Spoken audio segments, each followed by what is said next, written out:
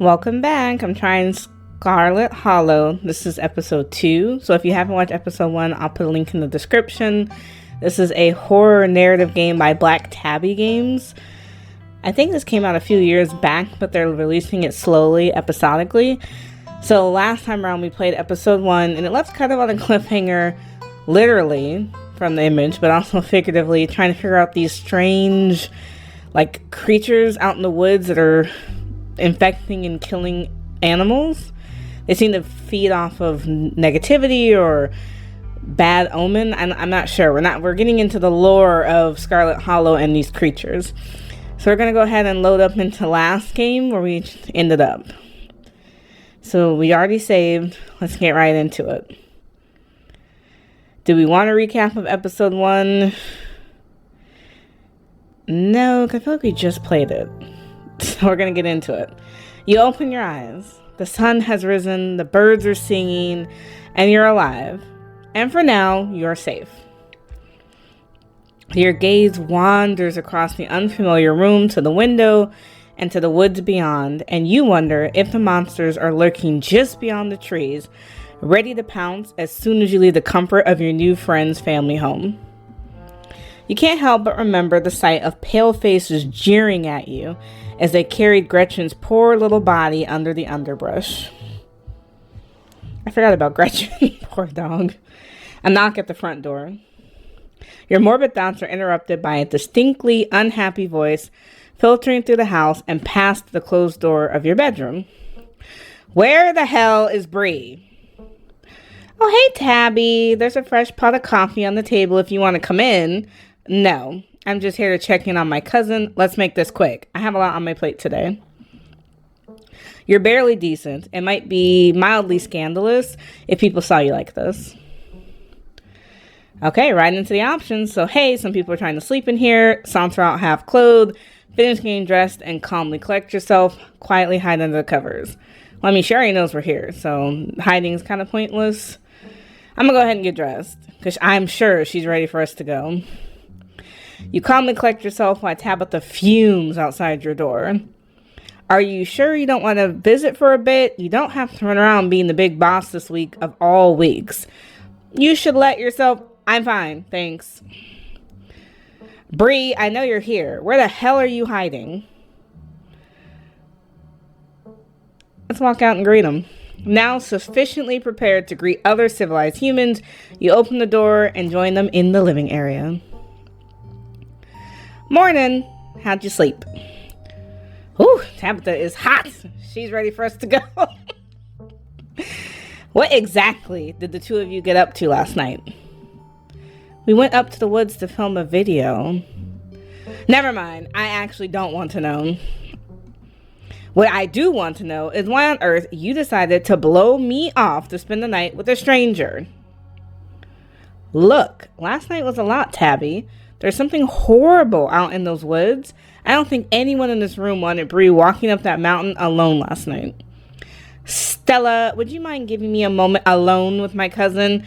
And while you're at it, please stop calling me Tabby. We're not in high school anymore.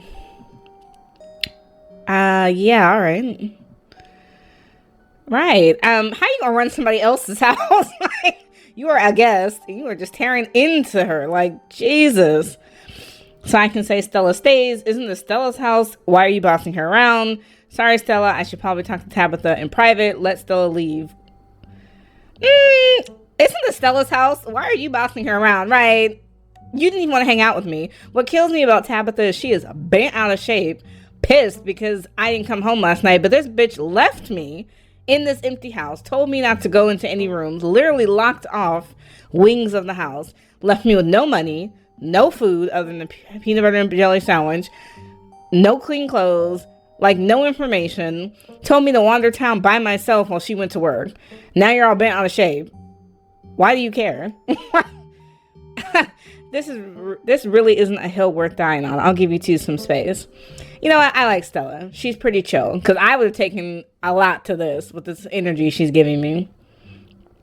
Thanks. You've been in town for less than a day and my stress is already through the roof.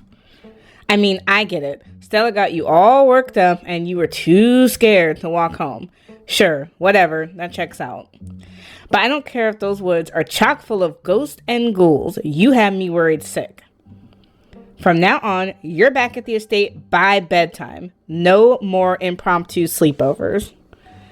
Now, I have some questions for Tabitha because, to my knowledge, we are cousins. This is my first time seeing you in life, and we are both over the age of 18. So if I'm going to spend every night at somebody else's house, that's where I'm going to be, especially when she's not even offering me nothing. The house that she has me in is old. I got a possum in the dresser. The toilet is disgusting. The cat tried to scratch me in the kitchen. Like, there's nothing for me to do at that other house. Nothing. It's not even safe for me to live there. No one should be living in that building. That thing should be condemned. So, I'm confused. I don't understand. But let's look at the choices that we can actually tell her. I go where I'm supposed to go, and something last night told me this is where I was supposed to be last night. You're not my boss. You can't run off as soon as I get here and hold me to a different standard. Thank you. There's actually something out there. Sorry, it won't happen again. Lie. Sorry, it won't happen again. I'm gonna lie to her. I'm not gonna argue with her because Tabitha thinks she's big and bad, but I'm definitely gonna sleep where I want to sleep. I'm sorry, it won't happen again. Good. I'm glad we can have this talk. Oh, not that smile. Painful. I liked her better when she was grimacing. Hopefully you'll treat my time with the respect it deserves from here on out. Speaking of, I've got places to be. I better see you back at the estate tonight. Is that a threat, Tabitha? Because we can squabble up. I don't know what you want to do. You hear Stella's voice call out from another room. Wait, Tabby, you'll let me know if you're free sometime, okay? Tabitha sighs. You're relentless. We'll see, but don't get your hopes up. Not her coming all this way just to lecture me. I thought she was coming to take me back. I still gotta walk to the estate by myself. It's like, hey, you good? Sorry about Tabby. She totally blindsided me. I could care less what Tabitha thinks. I get that. We went through a lot last night, but I don't think she really gets that, and I can't say I blame her. Tabby's going through a lot, too. I know it's hard, but you might want to cut her some slack. Tabitha is just aggressive. Anyways, sorry for that rude awakening. I've been up for a little while, but was hoping to let you get some extra sleep. But you're up now, and we've got a full day ahead of us if we're going to get to the bottom of this. Yeah, how is she so chipper? Hard agree. I'm itching to get to the library. I want to ask the other miners about Wayne. What's the game plan? Do we have to look into this stuff? What if we just skip town? Right? I'm like, But I do want to explore. How are you so chipper? You shouldn't be okay right now. Yeah, like, what about your dog? Am I coming off as chipper? Yikes. I guess I'm just used to compartmentalizing things. And we have something important to focus on right now. I'll have time to process what happened last night when we get to the bottom of what happened in the woods. I do think she shouldn't bury her feelings like that. I also want to know who this Wayne guy is. He's really throwing me off. So, you shouldn't just bury your feelings like that. They're meant to be felt. Bree, please don't push me on this. Let me handle it the way I handle it. Alright, boss, what's the game plan? First things first, I was planning on swinging by the library. Kanika's got a head start on us. It looks like she's already there. Oh, and that reminds me. Let me set up a group chat. What's your number? You and Stella exchange numbers. A group chat from Stella to you and Kanika. It reads, group chat. Hopefully we can find out more about ditchlings from some of the older local books there. I've also got a couple of threads cooking on my cryptid forums, but who knows if that'll pan out. Anyway, daylight's burning, so let's roll out as soon as you're finished getting dressed. Can I eat first? Right, like, I don't want to be starving. Can I eat first? Don't worry about that. I packed all sorts of snacks for the day, and Oscar totally won't mind if we eat at the library. Alright, let's get dressed then. I mean, her trail mix was kicking, but I want, like, breakfast. Where's the protein? Where's the well-rounded, wholesome meal? I just get some snacks? The walk to town was short. Stella's house is barely a stone throw away from what remains of Scarlet Hollow's once bustling main street. You shudder as you stare down the thoroughfare, both from the chill in the morning air and the all-too-present memories of everything you witnessed last night. You see that building labeled Town Hall? That's actually the library. Well, it's also the Town Hall, but that's just a small upstairs office nowadays. I guess this town's not what it used to be. Oh, hey! Morning, Stella. Same to you, Bree. Speak of the devil, we were just talking about you. Coming from Stella's, huh? Did y'all have a slumber party? Sorry, y'all, but I'm actually in a bit of a rush this morning. I really can't stop to chat. It'll take me a bit to set up, so if you want to chat up with folks or grab something at the diner, you can meet me at the library when you're done. So I can say a couple of things. I don't want to follow Stella. We need to get to know other people because something could happen to her at any point. So let's get to know Avery and Sybil a little bit more. Cool. See you soon. Whoa, she always has time to chat. I don't think I've ever seen her without Gretchen. Is she feeling okay? Oh, Stella and Bree just got up to a bit of trouble last night, that's all. You can't just drop something like that and leave me hanging. What happened, Bree? Oof, I don't know. Do we want to lie? Do we want to tell the truth? Damn, these are some hard choices. I could tell him the whole truth. I could say that Gretchen ran off. I could say nothing really happened. I could say it's not my place to say.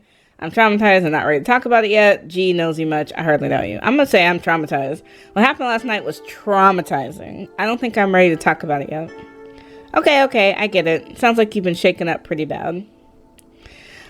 I'll tell you what. I'm on break for another half hour. Why don't you swing by the diner if you want to decompress? Winnie can fix you some of Sybil's new blend. Maybe that'll calm you down a bit. I think you'll like today's mix. It's chaga and lemon balm. Should ease your stress and tension. And if you feel like talking, I'll be all ears. But no pressure. Anyways, it's up to you. See you around, Bree. See ya, Sybil. Take care now, Avery. Good. I'm glad we got rid of him, because I am not about to tell somebody I don't know our whole life story. He's like, I see you're a very private person. I can respect that. You never know how someone might respond to hearing the truth of what you encountered last night. I better get back to it myself. I'm glad I was able to catch you this morning, if only to see how you were holding up. Please don't hesitate to stop by if I can be of any help. I know, we need to circle back on how these people are so calm. Like, I know she wasn't out in the forest seeing it herself, but after we showed her the video, she should also be hysterical. So we could say we both know that there's something horribly wrong about this place. How are you so calm? Thanks. Wait, do you know anything else about the ditchlings? Why doesn't anyone in this town seem to know or care that the woods are full of monsters? What is wrong with the people here? I want to know why she's so calm. These people are way too chill. Don't mistake my calm demeanor for complacency. We all have our parts to play in this. I trust that you and Stella have what it takes to get to the bottom of things. I'm so sorry to cut our conversation short, but I've got things that need tending to. Stay safe, Bree, and God bless. Damn, she just ran off. Stella said you have some time to kill before she finished setting up. I can go to the diner, I can go to the general store, or straight to the library. I kind of want to go to the general store. I don't want to be forced to talk to Avery at the diner because I'm not about to give him any more information. I still don't know Avery, so let's see what else is out here. This is your first time seeing a general store in the light of day. A young man sits at the table by the register, too preoccupied with his phone to care that you stepped in. I'm definitely not leading with the monsters. I could say hi. If I want to buy chips or something, do I talk to you? I guess I'll just ask a question. He sighs. I guess, yeah, Kanika decided to skip work today. So, of course, whatever plans I had didn't matter. Just take the chips. I don't care. Oh? Wouldn't that be stealing? I'm not trying to steal. If Kanika cares about running this place right, she can hire someone else and let me live my life. She inherited the store, and I don't want to keep getting suckered into working here just because I'm her brother. Okay, I don't know why he's so distressed about that. We make most of our money on bulk orders anyways. A bag of chips doesn't make a difference.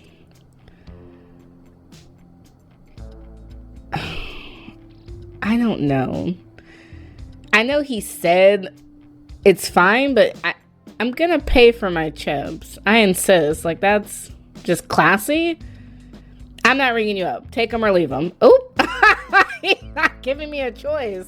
Like, I was gonna pay. At least I tried. Whatever.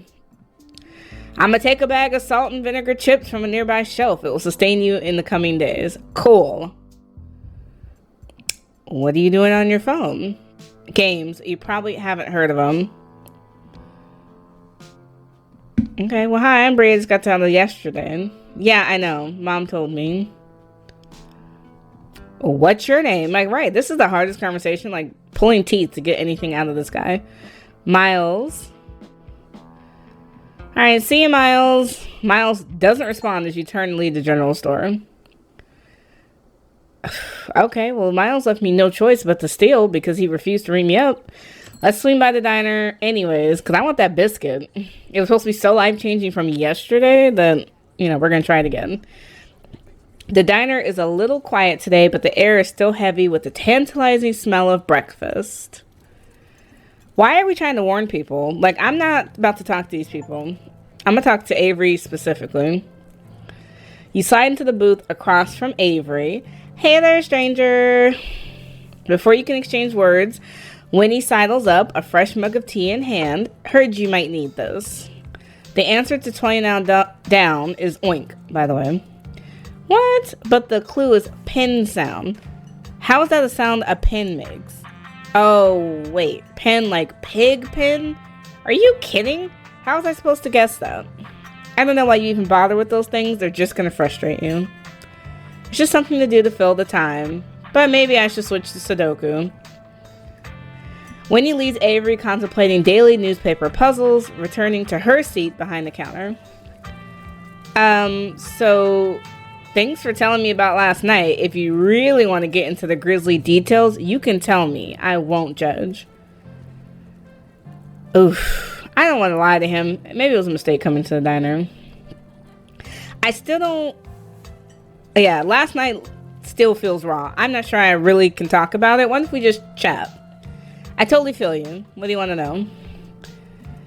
You lived here your whole life? Nah, I moved here from Charlotte. Gosh, 3 years ago now? Maybe a little more. I've lost track. Aunt Winnie offered me a place to stay and a job. And who was I to pass up on that sort of generosity? To be honest, it still feels like I just moved in. Practically everyone apart from the Cole folks grew up in this town, so it's like I'm the perpetual new kid. Don't get me wrong, folks here are plenty polite and friendly, but there's a shared history I'll never be a part of. Why did you leave Charlotte, if you don't mind me asking? Ah, that stuff's ancient history. Maybe another time.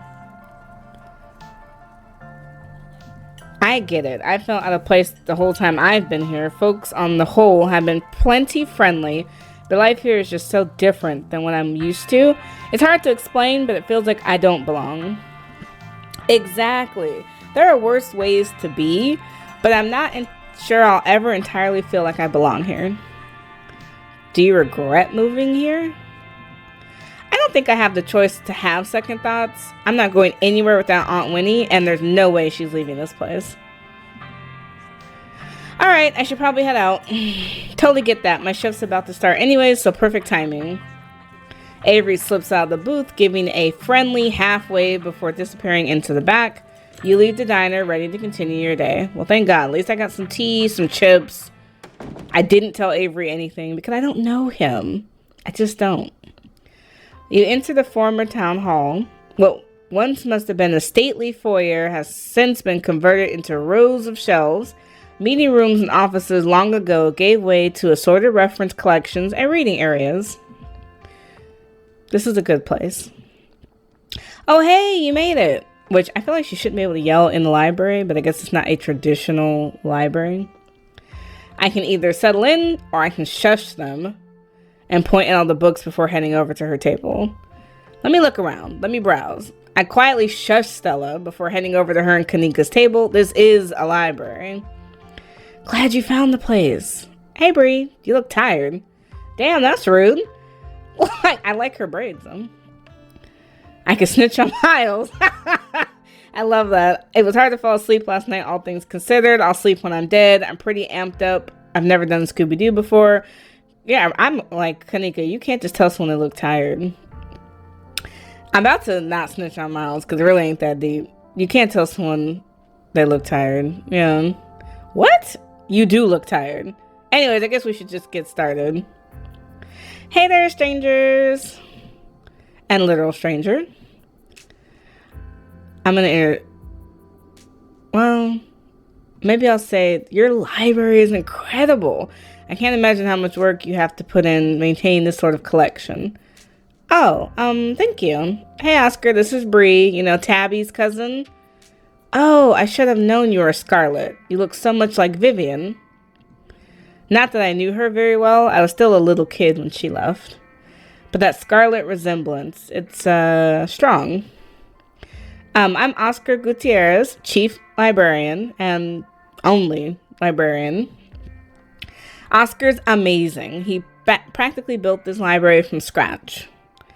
Yeah, I'm a little jealous of what the kids around here get to grow up with. They don't know how good they have it. Back when I was in elementary school, all the library had was a couple shelves of boring books donated by old people. Y'all are too kind. But speaking of kids, have either one of you seen Rosalina around town? I don't want to be a helicopter dad, but she hasn't been answering my texts, and I want to make sure she isn't getting into trouble out there. You know the crowd she hangs around with. They're good kids at heart. I'm sure they're just up at old Maxwell's place doing teen stuff. I went up there plenty of times in my day, but I'll be sure to keep my eyes peeled. What's old Maxwell's place? I'm definitely not mentioning the ditchlings in front of this guy. What's the old Maxwell place? It's this great old abandoned spot. We used to hang out there when we were teens. I can't believe I used to be so reckless. The floors there were like Swiss cheese. I really should have a talk with Rosalina when she gets home. I'm sure she's fine. You might not want to let her run off like that anymore, though. It's not as safe as it usually is around here. Is that so? Kanika's right. There's some weird stuff going on out in the forest. That's actually why we came in today. Have you ever heard of creatures called ditchlings? They're a type of cryptid that shows up around places on the brink of disaster. They kind of look as if the Pillsbury Doughboy was a creepypasta. Kanika's mom told us about them last night after seeing some footage we got in the woods. Ditchlings? Doesn't ring a bell. Dang, worth a shot. Okay, well, if you were, say, trying to predict a horrible disaster that might befall our town, where would you start looking? Well, they say history repeats itself, so I try to figure out what sort of disasters this region typically falls prey to. Should I be worried about something? I don't know yet. I'll be right back. Gonna go nab some more books. I'm pretty sure Stella's barking up the wrong tree, Oscar. I don't think you have to worry about any horrible calamity befalling the town. But she's right about the weird stuff. There's definitely something unusual going on out in those woods. Well, I don't want to sound mystical, because, my God, that's going to scare him. We don't want to say they're brutalizing the local life, but maybe we should be vague. If I were you, I would keep my loved ones close in the coming days. I'm going to try calling Rosalina again. I'm sure she's fine, really. Don't mind Bree. She's been hanging out with Stella too much. Didn't she also see the video? Kanika? Like, whose side are you on? Rosalina's a smart kid. She knows better than to go around getting into trouble, and we'll make sure to keep our eyes peeled. Thanks, Kanika. And Bree, if you see a 13-year-old girl with black braids and glasses, would you let her know her dad is worried about her? Oscar anxiously wanders off, phone in hand. Got him. Just grabbed a whole mess of local history books.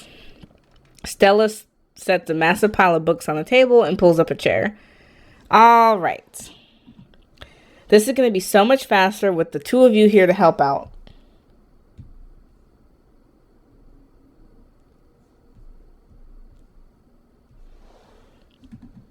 Got our snacks.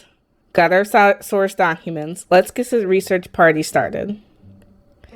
Reading awaits. Okay, so I have several choices of books to flip through. I can read through Historical Buildings of Scarlet Hollow, Veins of Scarlet, A History of Scarlet Hollow Coal Mines, Silas Scarlet, Soldier, Woodsman, Leader, or Appalachian Folk Monsters. I kind of think we need to look into the coal mines. The reason why I ask is because the coal mines might be the pending disaster. If they collapse or something happens while people are in them, that could be pretty terrible. So let's flip through the coal mines. Forced into retirement at age 50 due to a war injury from his time in the Indian Wars, exacerbated by his short stint serving as a captain in the Confederacy, Silas Scarlet also lost his eldest two sons to that bloodiest of wars, leaving his third eldest son, Andrew Jackson Scarlet, to take charge of the mine.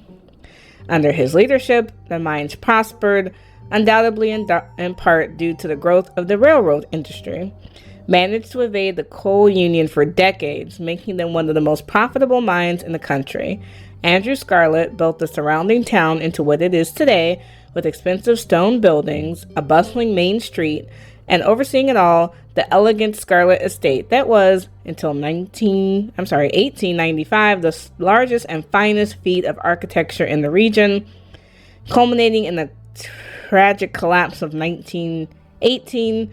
It was found that Charles Shaw, the co-manager of the mine, had loosened security measures to increase production during World War I, resulting in a fatal collapse and the deaths of over 160 men and boys, some as young as 10. The casualties included Andrew Jackson Scarlet's son, Theodore, his brother Enoch V. Scarlet, who had taken over for their aging father during the bustle of the war, managed to pull the mine from the brink of ruin, thereby saving the town. Oh, so that's how we made the fortune. Sounds kind of slimy, unfortunately. The way it's read is it sounds like we basically let a bunch of people die to make the most profits and refuse to let them unionize. So that's pretty crappy. Now, with Tabitha, I guess, in charge of the mines, I hope she's keeping up security measures. Okay, we get to pick another book. Let's try folk monsters. There's a few entries that catch your eye. We got the Mothman, the Jersey Devil, the Ginsig Babies, the Bell Witch, and the Hopkinsville Goblins. Oh, the Wampus Cat, Tommy Knockers,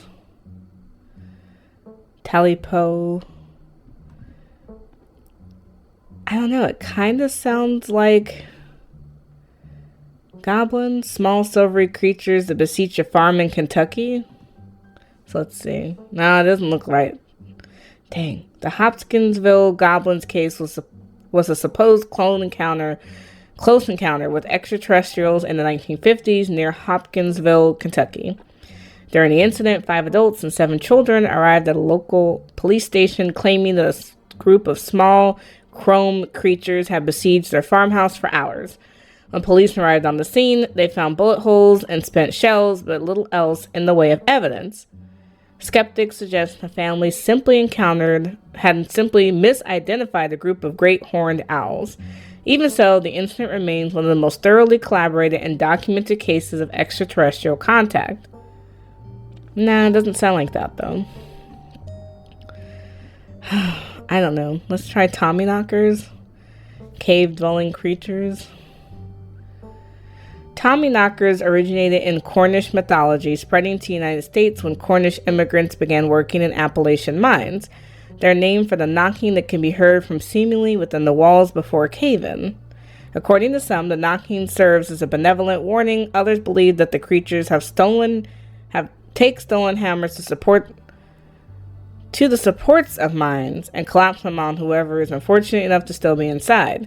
They're traditionally thought to be impish, leprechaun-like beings, but some claim they are the spirit of dead miners forever cursed to haunt their final resting place.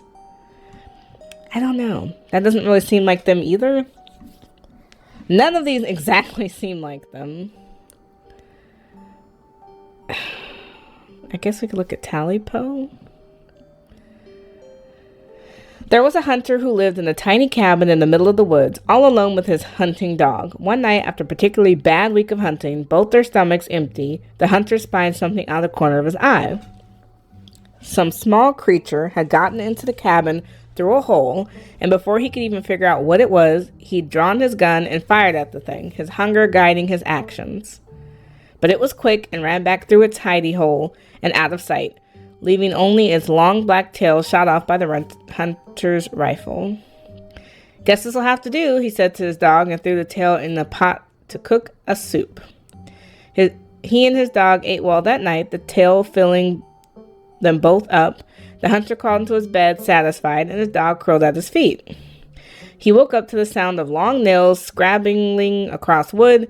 His dog was nowhere in sight, only a rumpled spot on the covers where he'd been, and in the gloom he saw two big yellow eyes staring right at him. "I want my Talipo," a high, hoarse voice croaked from the darkness. "Go away," he screamed at the thing. But a step closer to him, still shrouded in darkness, the sound of long claws dragging across hardwood accompanying its movements. "I want my Talipo," the creature growled again. "I'll get my dog after you," the hunter squeaked, his voice catching in his throat with fear, but there was no dog to be seen. "I want my Talipo." Before the hunter could so much as scream, the creature leapt from the darkness, long claws stretched out towards the hunter. No one is sure what the creature did to him that night, but the next morning, all that remained of the hunter, his dog, and his cabin was a chimney standing alone in the woods. That doesn't sound like it either. None of these sound exactly like it.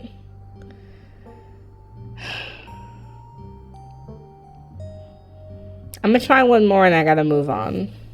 Let's try the Jersey Devil. No, it definitely doesn't look like that. Through the Pine Barrens, the place where this creature is said to have been born, are far from the Appalachian wilderness. Sightings of the Jersey Devil have been documented all throughout the forests of the eastern United States.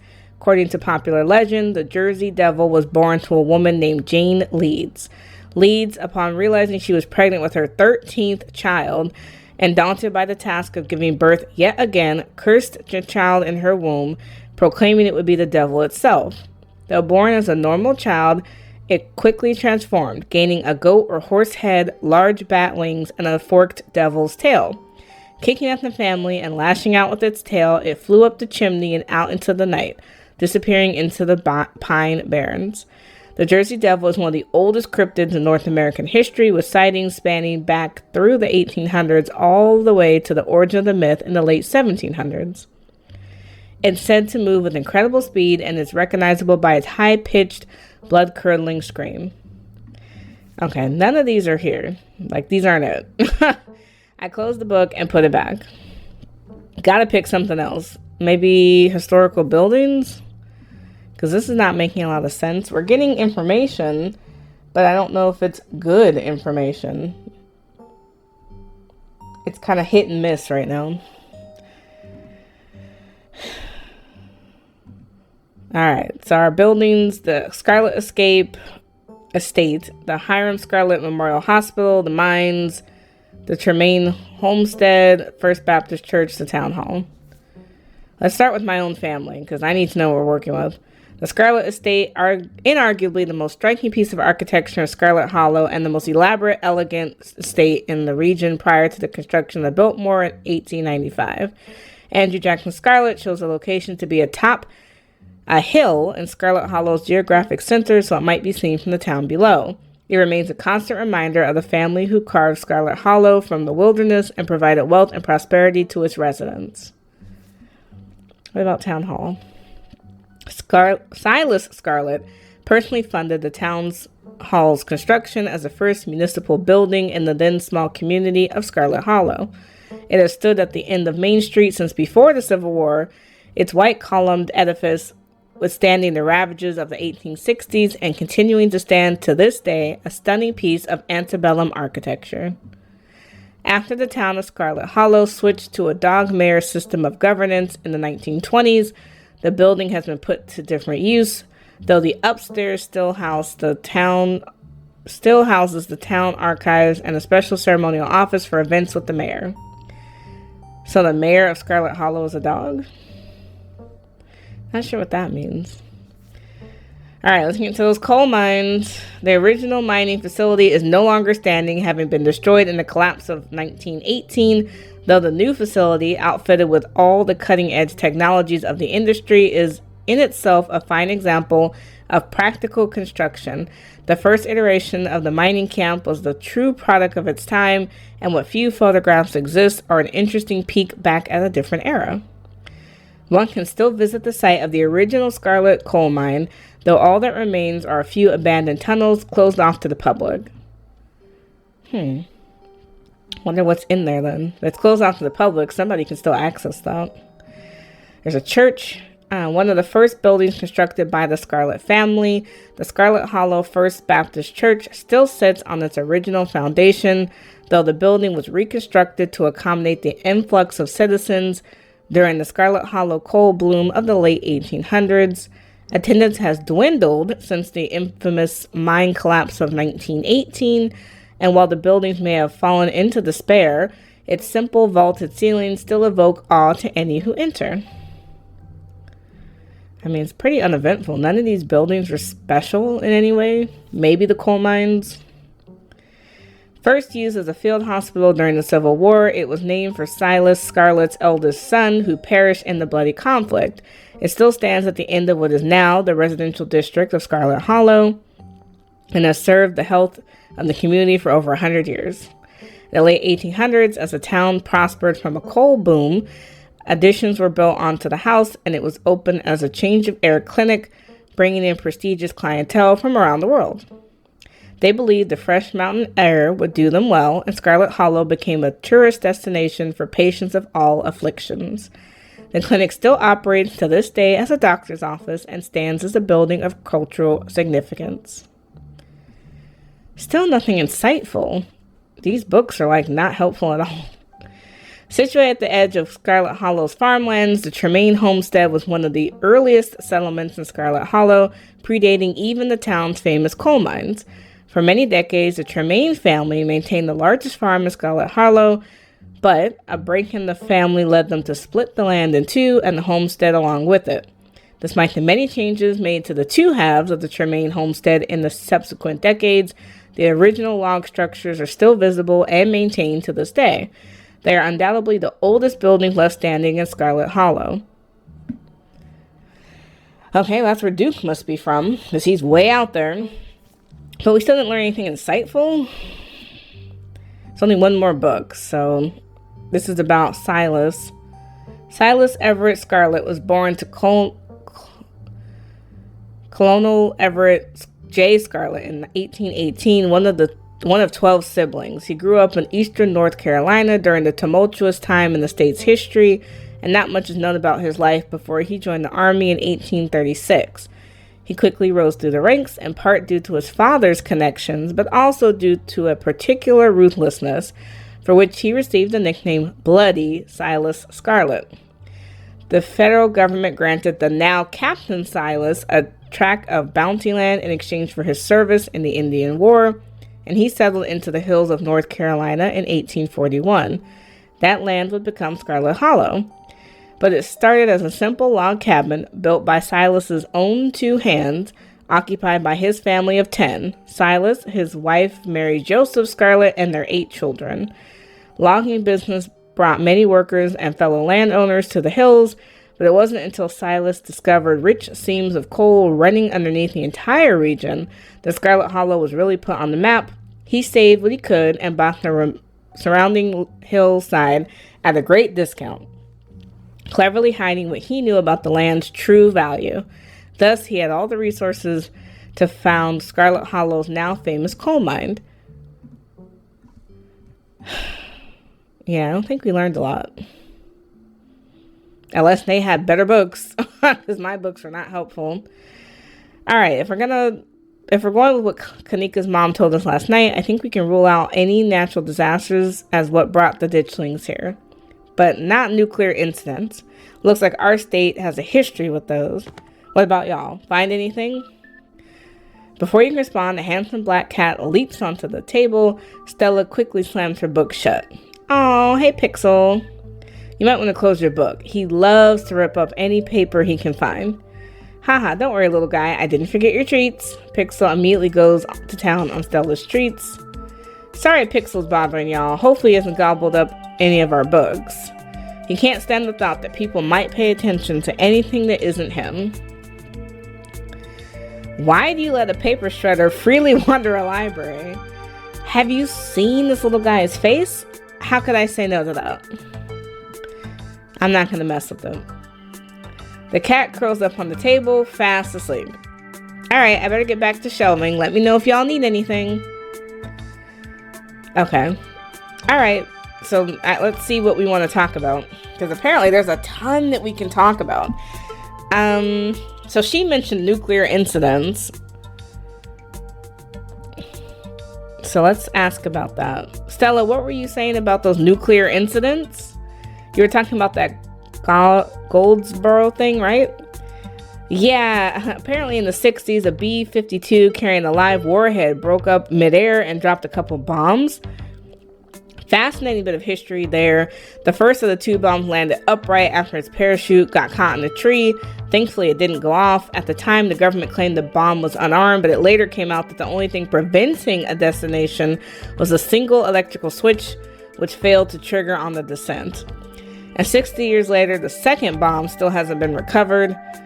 Right, its conventional explosive disintegrated in midair, but most of the nuclear material was made unrecoverable by flooding. If I remember correctly, they just buried it and sealed it up. Okay, that's not as scary, I guess. So I could say this over 300 miles from here. Yeah, it doesn't sound like it's a part of this. So Goldsboro is over 300 miles from here. I don't think we have to be worried about that. Yeah, that's fair. It wouldn't make sense for ditchlings to be here specifically if that was the case too. We also really shouldn't be looking into this whole disaster angler. Whatever those creatures are, they're biological. You never know with radiation. We actually know quite a bit. It just melts you. It doesn't make monsters. And a 6-year-old bomb isn't going to explode on its own hundreds of miles away and kill us here. You never know. There could always be a whole underground society of bomb-worshipping mutants just waiting to blow it up. I've missed this. Do you think there's a cult here? No, I guess not, because their faces look like absolutely not. Maybe the ditchlings were like summoned as a part of a ritual or something. I'd assume the spiral we found was some sort of nest made by the ditchlings, but yeah, maybe we had cause and effect backwards. I'm writing this down. It's much more likely that thing was a nest than it was some sort of magical ritual site. I guess, but we don't know for sure. Let's talk about the historical buildings of Scarlet Hollow. Oh my god, you read that? That book was assigned as punishment if we misbehaved in school. It's an excellent sleep aid. NyQuil and melatonin have nothing on historical buildings of Scarlet Hollow. Rumor has it that nobody has read it cover to cover. You guys are missing out. That's one of my favorite books here. Such rich history. Guess we're just kindred spirits, Bree. I mean, look, this town has some deep lore, and I'm here for all of it. Oh, definitely. I brought this book for a reason. I'm just surprised anyone finally got through it. Why don't people go to church here? We just never really had a good pastor around these parts, not as long as I've been around at least. I'm not really much of a church person anyways, who's got the time? The building gives off weird vibes and not in the fun haunted way. Okay, when are you gonna tell us the mayor was a dog? Because that's kind of important too.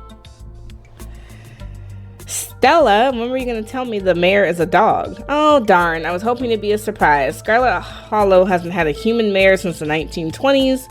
Yeah, if you're hoping the mayor might be able to help us out, you're out of luck. The Tremaine homestead seems like the only thing here that doesn't have the Scarlet name stamped on it. Yeah, I think they've been around these parts even longer than your family, though they're both the Tremaines and the Callaways now. They literally split their farmhouse in half over that schism. Duke's actually on the Callaway side of the family. He and Beau are the last two left. Yeah, even the hospital here is named after my family. I know it's in the name, but calling it a hospital is generous. Right now, it's a one-woman medical clinic. If any serious emergencies happen these days, we've got to call an ambulance from out of town. That's where Reese and his mom live. She's a town doctor, though.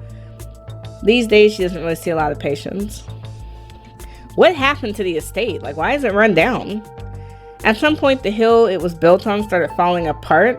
I think it's pretty stable at this point, though. Isn't? Stella, you've seen the place. And half of it is still mostly okay. So about the coal mines here, Kanika visibly shudders. I get cold sweats just thinking about being in a place like that. I feel for the guys who work up there. I could never. Speak for yourself. I love a good crevice.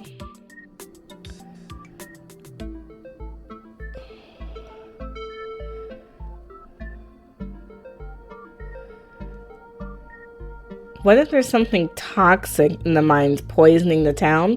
Wayne seems sick. That creep who keeps coming around my mom's tea room, he snuck up on us last night and called Bree out by name. Yeah, there's definitely something wrong with them. Maybe there's some sort of parasite down in the mines. Maybe it affected Wayne, and maybe Wayne affected the local wildlife. Yeah, that could work. Okay, let's talk about these folk monsters. Because none of them really seem to hit the spot.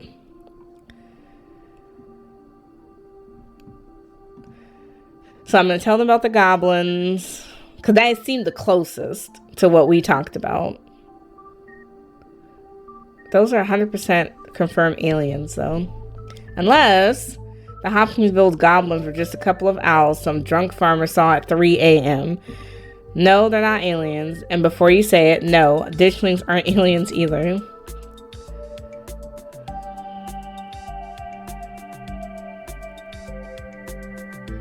All I'm saying is there's a precedent for this physical description. It's a starting point.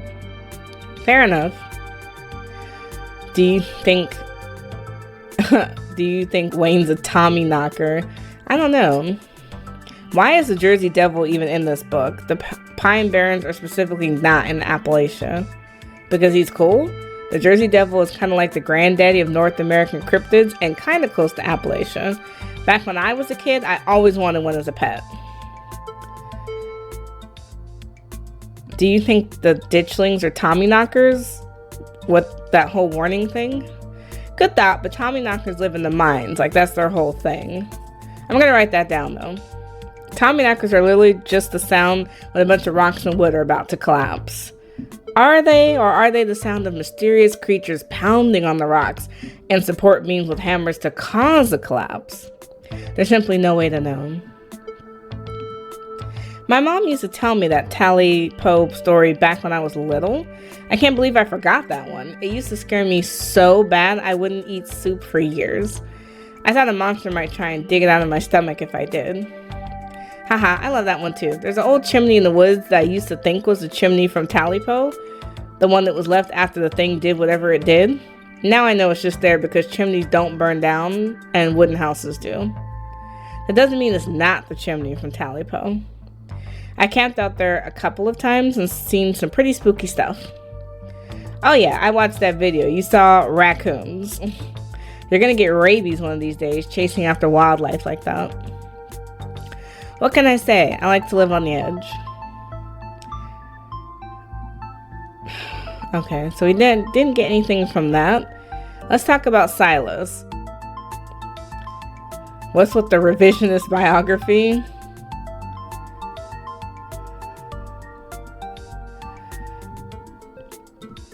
What a revisionist biography. Really glosses over all those war crimes to paint him as a picture of a self-made man. It's a perfect example of why you should use multiple sources for your research instead of trusting the first thing you read on the subject. Yeah, dude was a monster. Sorry you're related to him.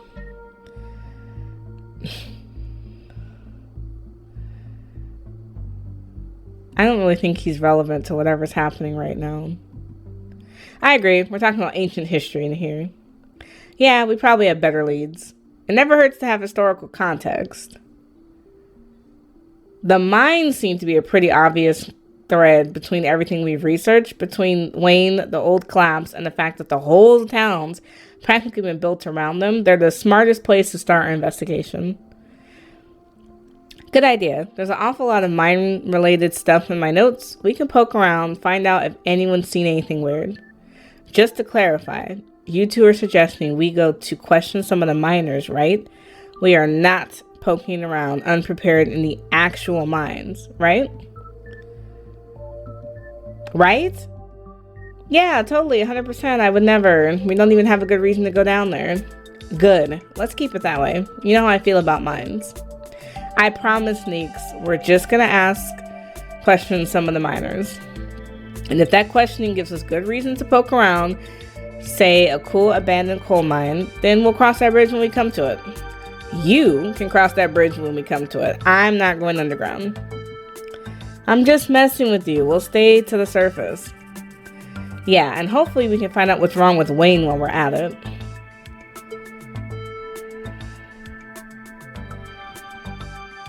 Yeah, let's try to stay under the radar. Because Tabitha's already not happy with us. Tabitha has been actually hysterical since we got here.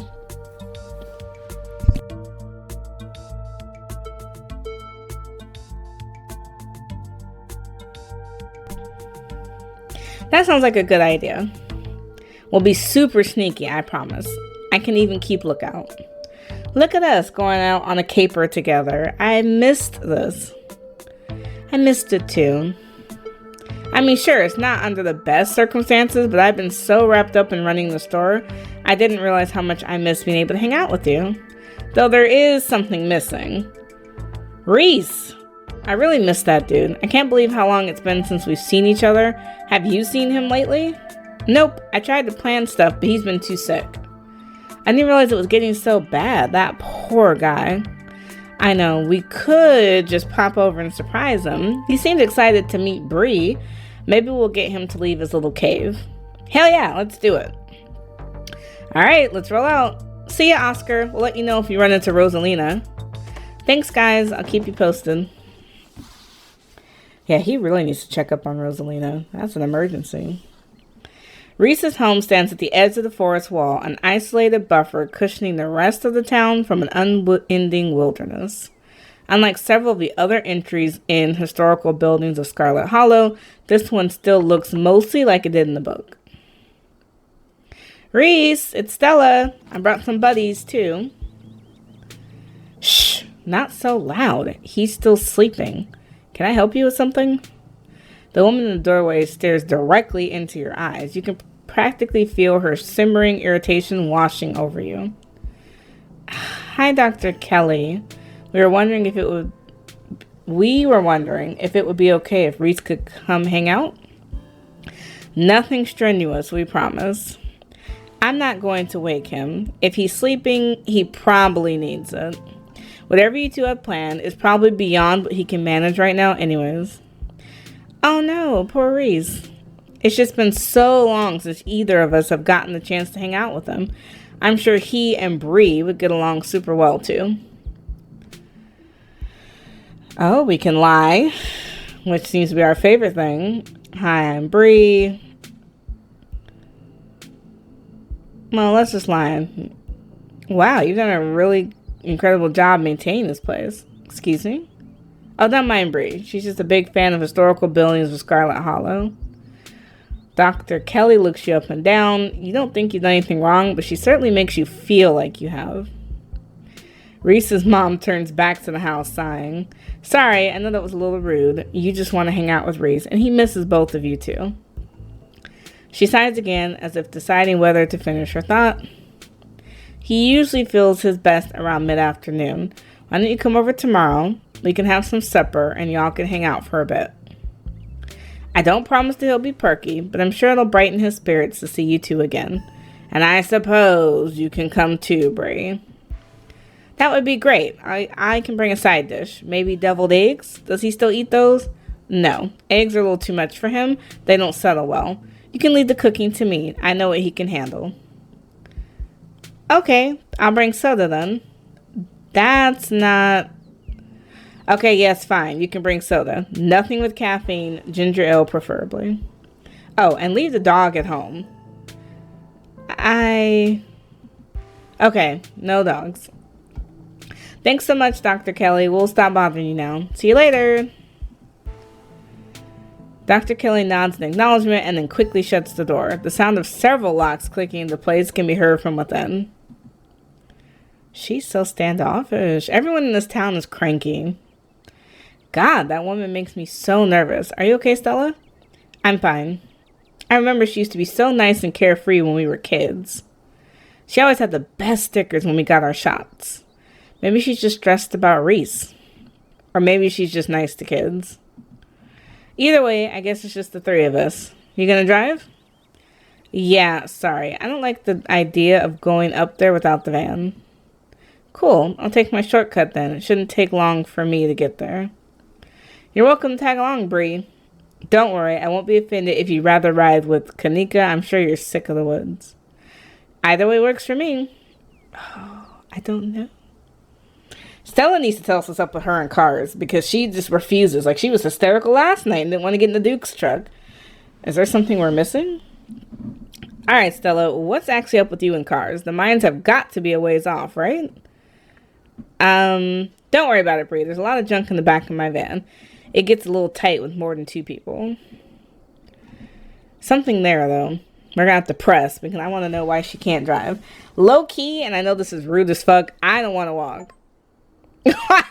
I'm going to ride. Sorry. I'm not walking a ways to this mystery mine. Plus, it's a good chance to talk to her. Kanika is a careful driver, but her old van still bumps around in the mountain woods. Thanks for indulging us on that little diversion. Reese's mom can be a lot, but I'm glad we have solid plans for tomorrow. Stella and I really haven't seen much of him the past few years. That sort of isolation can't be good for his health, no matter what his mom says. Good, now we can ask some real fucking questions. I'm so excited. So we can say, okay, what's up with Stella and these cars? What's going on with Reese? What's up with your brother? Have you thought about living somewhere else? Why do you still live here? Can you please drive me out of town? Are there any other theories besides the one we talked about at the library? What's actually going on with Reese? Yeah, good question. I wish I knew. His mom's been saying he's sick for years, but it's not like she's wrong about it. He's been erect the few times I've seen him. I'm just gonna say that's tough. I'm not diagnosing her friend because I think she's gonna be upset about that. Yep. What's up with your... I swung by the general store this morning and met Miles. What's his deal? He didn't do anything weird, did he?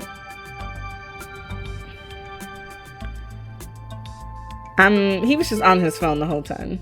And I'm not going to tell her about the stealing. Oh, God. I bet he was playing that Dragon Ball game. He spent like $200 last month. Don't get me wrong. He's family, and I love the guy. But he sure doesn't make it easy.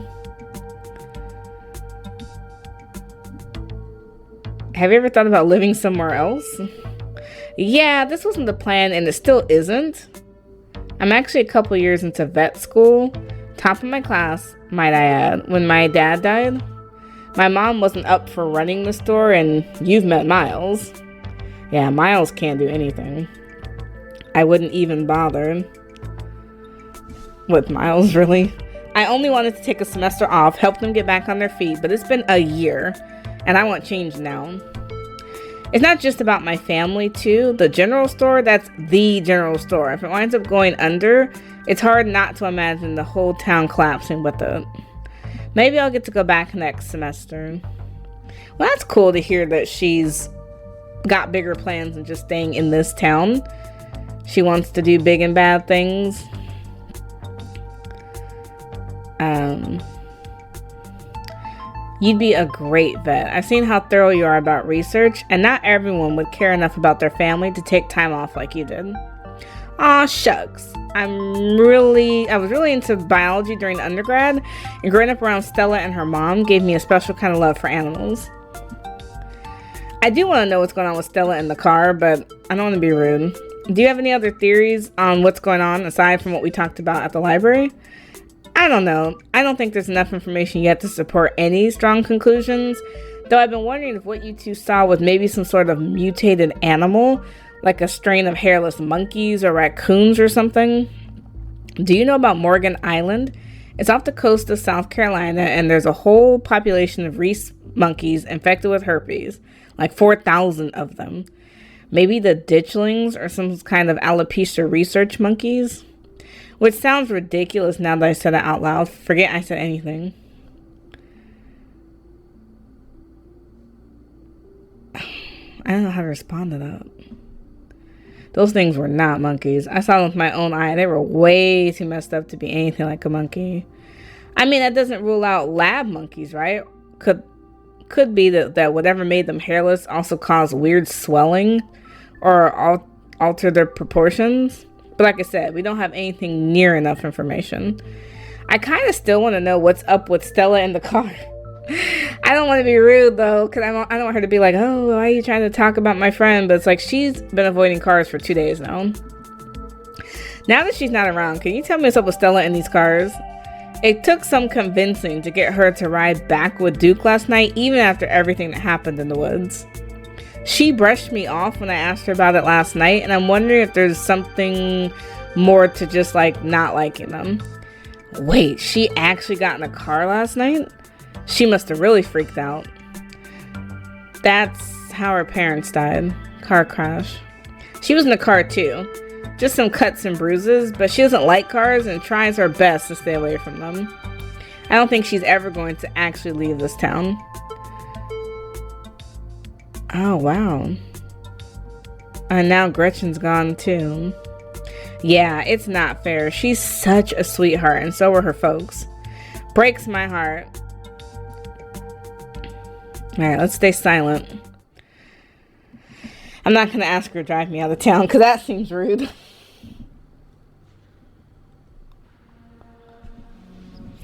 You and Kanika arrive at the mines before Stella. Yeah, Stella had to walk. Stella's probably going to be another couple of men. Not her running. Poor Stella. Hey, how was the ride? Did you run here? Yeah, felt like getting a run in. Didn't want to keep y'all waiting. You didn't run into any of those creatures, did you? Nope. That makes sense. They're probably nocturnal. I don't know if I should feel relieved or disappointed. But we're all here. What's the plan? I guess we just go talk to people. I guess so. I should probably be on lookout duty. I'm a bit of a persona non grata in the mines. Tabitha? Yeah, I might have tried sneaking in to talk to her a time or two too many. We're probably less likely to get caught if only one of us is snooping around down here.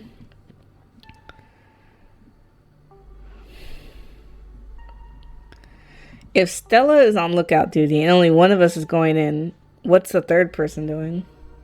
You know those cheesy rom-coms where someone wears an earpiece on their first date? Whoa, do you have some sort of surveillance rig in the back of your van that I didn't know about? What?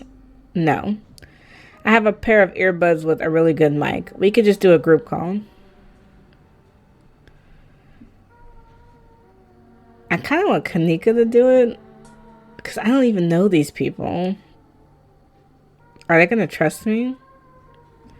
I take it I'm the one of us you're talking about.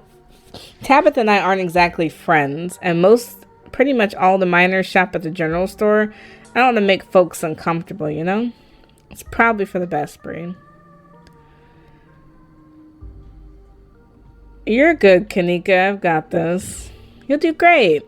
Here's those earbuds I mentioned earlier. Kanika hands you a pair of earbuds. We can feed you questions if you get stuck, and Stella can give you a heads up if Tabitha's headed your way. Dang, I've missed doing this sort of thing with you. You're so thorough. Aw, thanks. I do my best.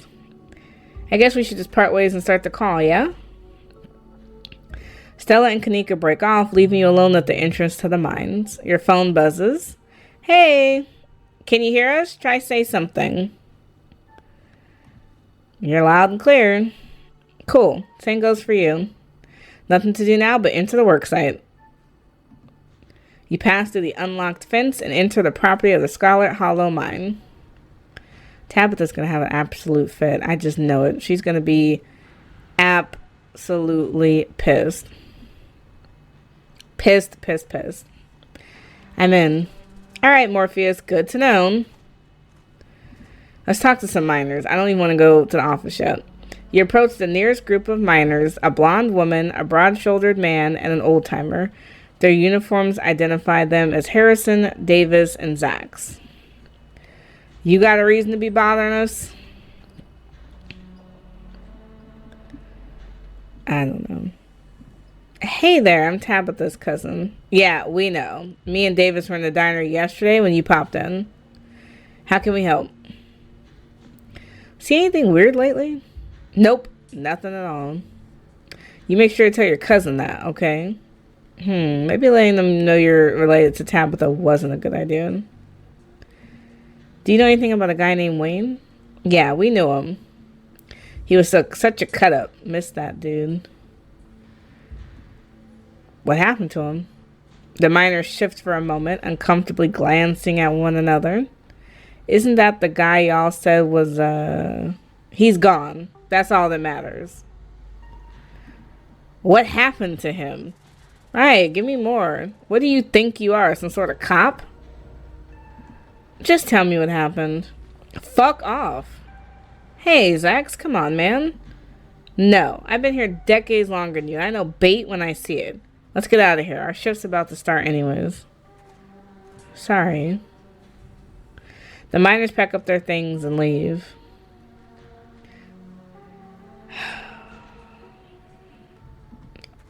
You head over to the next group of miners. Yeah, we're going to press this. Before you can reach the miners, you're struck by an intense feeling. You recognize the hollow terror. It's the same thing you felt last night when you set eyes on that awful man in the miner's jacket. You shouldn't be up here. It's dangerous. Why are you following me? You don't have to be afraid of me. Stay home. Wait for the week to end. Don't put yourself in the path of danger. This is all I ask. Before you can say another word, the figure is gone. Hey, Bree, are you still there? We've been getting just static from you. Wayne got the jump on me. Whoa, I thought you were talking to I thought I saw you talking to someone down there. Are you okay? He told me to stay at the estate for the rest of the week, that I'd be safe there. Why would he tell me that? What the hell is that supposed to mean? He must have been threatening you, right? The plot thickens. Wayne's just trying to make me leave. Just means we're on the right track. I'm not about to back down. Whoa, so brave. Heck yeah, Bree, we've got your back. I gotta find some miners who are gonna talk to me. Like, somebody has to be willing to talk. Hey there, can we help you with something? Have you fellas seen anything out of the ordinary lately? Like what? Have you seen any weird animals? Don't tend to go on many hikes. Not exactly the nature seeing type. After a full day of work, all I see is my bed. Maybe a few beers in between. Have people been getting sick? You a health inspector or something? The boss looks out for our health. Have you heard any knocking in the mines? Knocking? Not that I've heard. Can't hear shit down there with the machines and men working. My dad used to work these mines before they brought in the continuous miner. The big machine, that is. He told me stories about something that sounded like someone was pounding on the walls. No offense, Isaacs, but your daddy had a few screws loose. Rodriguez, he was a fine man. Any odd noises in the woods? I heard something a few nights ago. Like nothing I've ever heard. Some unearthly beast. I'm telling you, Isaacs, you need to take a sick day. You need rest, man. I've already taken a sick day this year. I can't afford to take any more if I want to have Christmas off. Tabitha, it can't be that bad here, right? That's all on that front, thanks. Anything else? Do any of you know a man named Wayne? Wayne? You mean Sam Wayne? What do you ask about him for? Wait, have you seen him? He's been following me. Oh, thank God. Everyone thought he was dead. Now, hold on. Creepy doesn't sound like Wayne, does it? How do you know it was him? The name on his jacket, Wayne, just like yours says Smith. So do all of our jackets. But if I switch with Isaacs, that doesn't make me Isaacs. No, it's got to be him. There's no way he's dead. You really think he's running around town creeping on strangers and ignoring his friends and coworkers? Seems more likely to me that someone took care of him, so to speak, and is running around in his clothes. The miners stand in silence for a moment, considering what they just heard. That's not possible. That's ridiculous. This is messed up. But who would do something like that? I don't know. Why don't you ask his girlfriend? Yikes. Do you think? Nah, no way. Just saying, he wasn't exactly the first fella to fall for her charms. Lots of heartbreak in that woman's history. Lots of jilted ex-lovers, if you catch my drift. Dang, who are they talking about? I told him not to get involved with her. I told him. Who is Wayne seeing? Whoa, now if you don't know, there's no way I'm poking that wasp's nest. Forget we said anything. Yeah, I don't want to be next on the chopping block. Come on, don't dingle something like that. Look, I just don't want to cause any trouble. Enough people are losing their jobs as it is. I've got mouths to feed. Losing their jobs, and in Sam Wayne's case, disappearing. We've already said too much. Come on, boys. Should we check in? Just as a heads up, the only group I still see out is pretty close in the main office. It might still be worth talking to them, but I don't know if I can give you all that much of a warning if Tabitha comes out. Let's meet back up. Cool. We'll meet you by the van. Yeah, I don't want to bump into Tabitha. My fear is that she's so fucking cranky and hysterical that she's going to just flip out. She was already mad about me from yesterday sleeping at Stella's. I just don't want any more problems with Tabitha. You're suddenly interrupted by a sudden movement out of the corner of your eye. A girl carrying a bundle of snacks pops through a hole in the fence and disappears over the crest of a hill. Hey, I think I just saw Rosalina. Wait, really? What's she doing here? What should we do? I mean, we should go after her. What if she gets hurt? And can you imagine what Tabitha's going to do if she catches Rosalina here? All right, I'm on my way. You rush over the hill and get your bearings. The sounds of active mining fading into the distance. Rosalina is nowhere to be found, but dusty footprints point toward a nearby mine. Something about this mine feels wrong, as though a cold anger lies burning inside, sucking the life from the surrounding hills. This is the site of a mass grave. She didn't. I guess the old Maxwell place doesn't cut it as a secret hangout spot these days. But the Shaw mine? That place was shut down like 100 years ago. After a collapse that killed over 100 people. And here I thought Stella was going to be the one to drag me into an abandoned coal mine.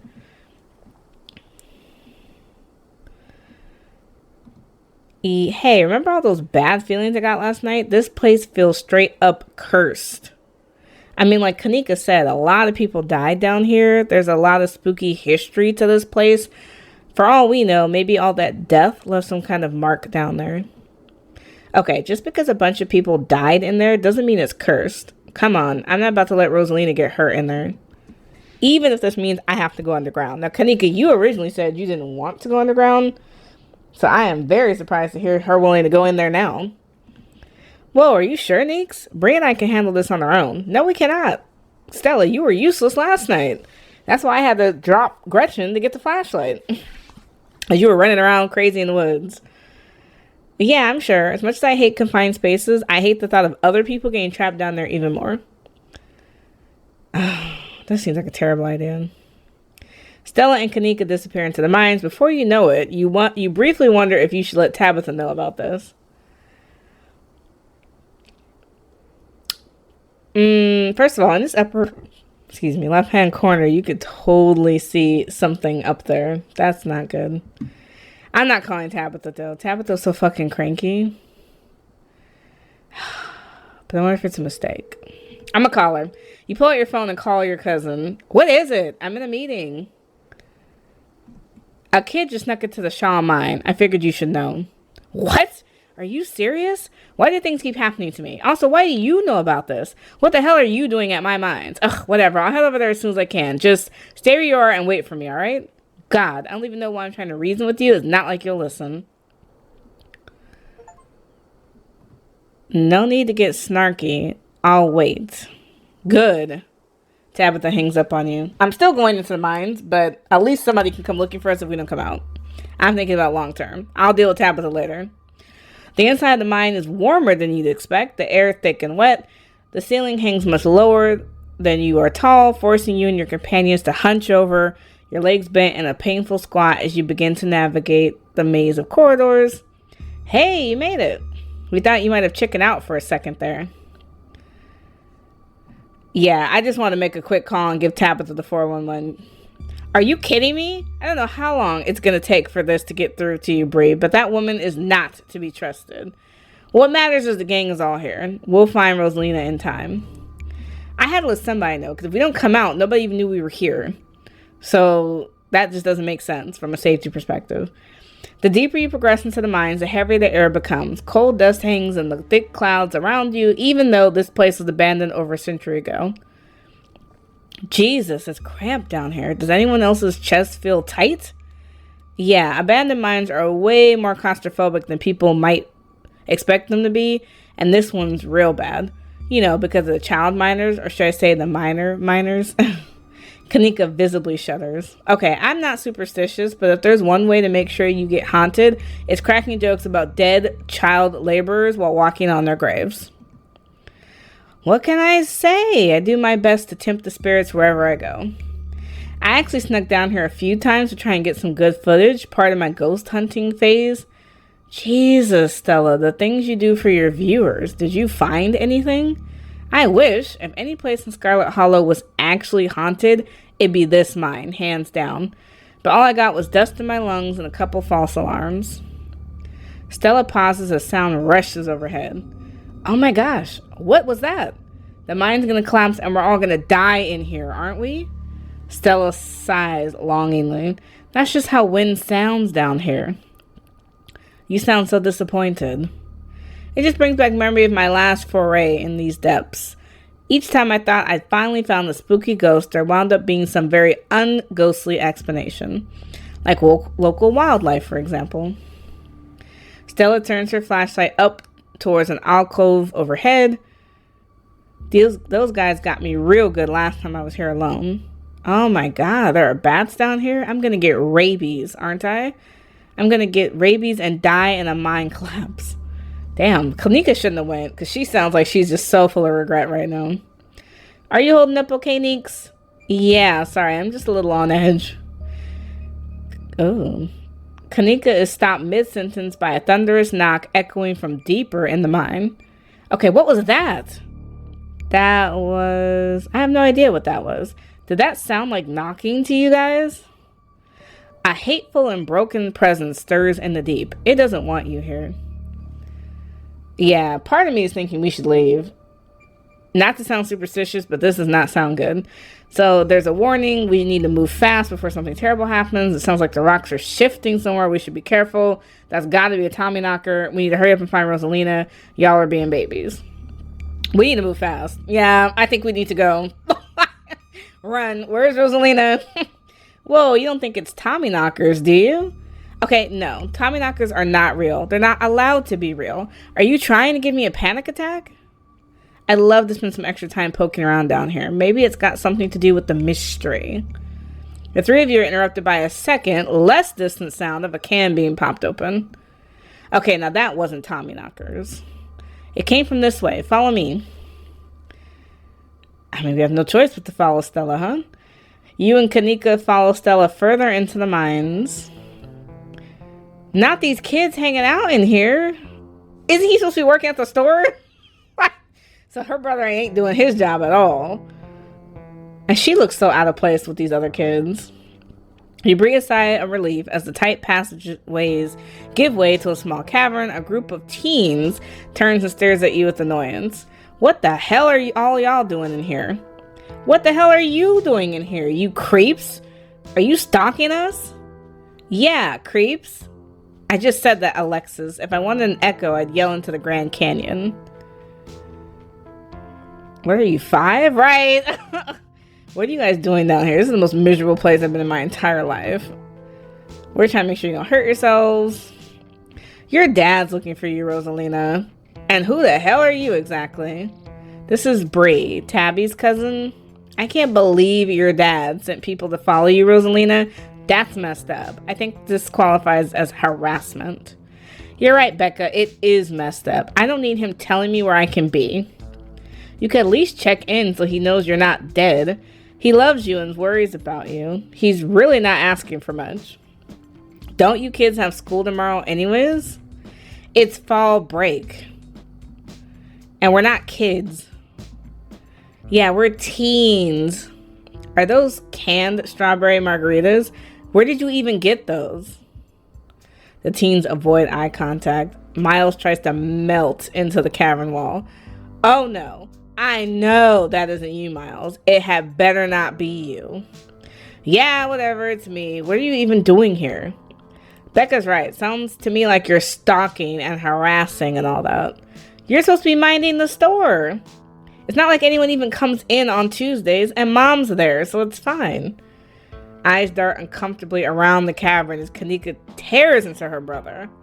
It's not fine. It's extremely not fine. Why do I always have to be the responsible one? Do you know what I would give to be as carefree as you? I love school so that you could have a chance to live your life, and this is what you're doing with it? What would Dad think if he could see you? If he could see this, stealing booze from the family store to dick around in an abandoned mine? Dad's dead, Kanika, but even if he were here, he'd be disappointed you wound up being such a bossy jerk. Who cares if we're having canned margaritas somewhere no one's supposed to bother us?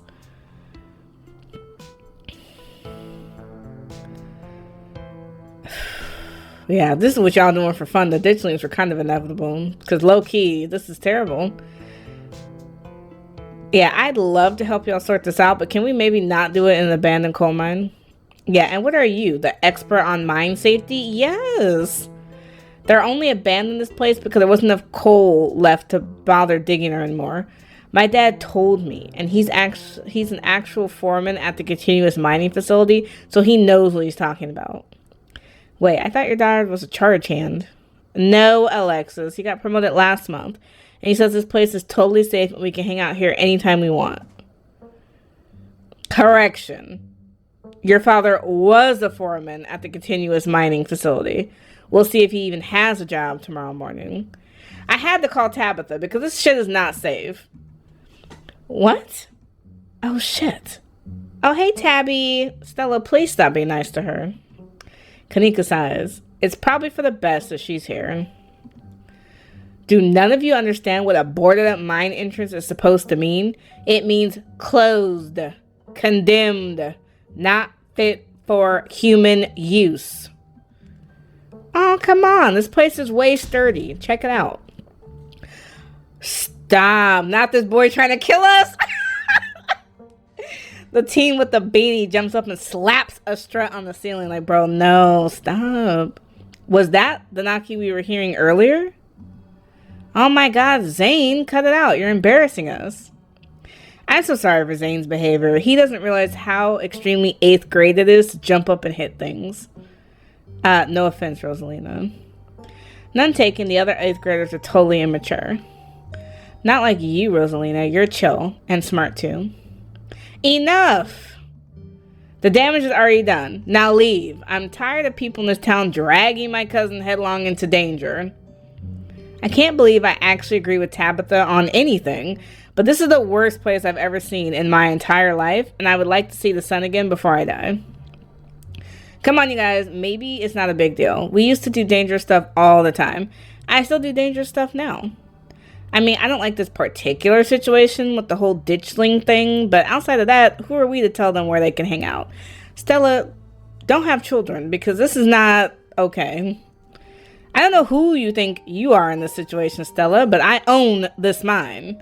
It is entirely within my rights to tell them to leave, much like it's entirely within my rights to tell you to leave. Was your lifetime ban from my mines not a clear enough message for you? Heck yeah, Tabitha, tear the sad 20-something to shreds. Hey, I'm defending you. And I'm not sad. Where'd you get that idea from? Running a clickbaity YouTube channel where you run around in the woods chasing nothing is extremely sad. I mean, one thing about children is they will definitely tell you the truth. Damn, no chill. So she's sad. So what? Give it a few years and you'll be sad too. The passage of time is inescapable. That's real shit, though. That's the realest thing Tabitha says since she's been here. Look, we just want to give Rosalina a good time. Her home life sucks right now. Yeah, tell them about where you have to sleep, Rosalina.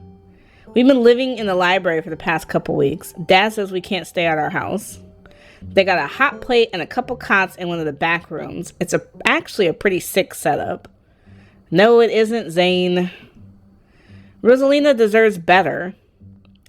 I don't care about your home life. If you're going to do your underage drinking, go do it in the woods. Just get off my property. Tabitha? Look, Rosalina, I'm sure Oscar has a good reason for all that. He's a good guy and he cares about you. He thinks our house is haunted. Oh? Wait, what? And I should care because it's such a bullshit excuse. I bet he couldn't afford it anymore and is lying to you to save face. What a coward. Becca, I don't think you can, say that about other people's families. Isn't that, bullying or something? Shut up, Zane. Back up. He said it's haunted? I can't believe he didn't mention it to me. I could investigate. There's no ghost, Stella. It would be cool if there was, but Becca's right. I just wish he'd be honest with me and tell me what's really going on. It's like he doesn't think I can handle it, like I'm still a little kid. Ugh, you're all children, and none of you realize how good you have it. Back in the day, each and every one of you would be pulling 12-hour shifts in this exact mine.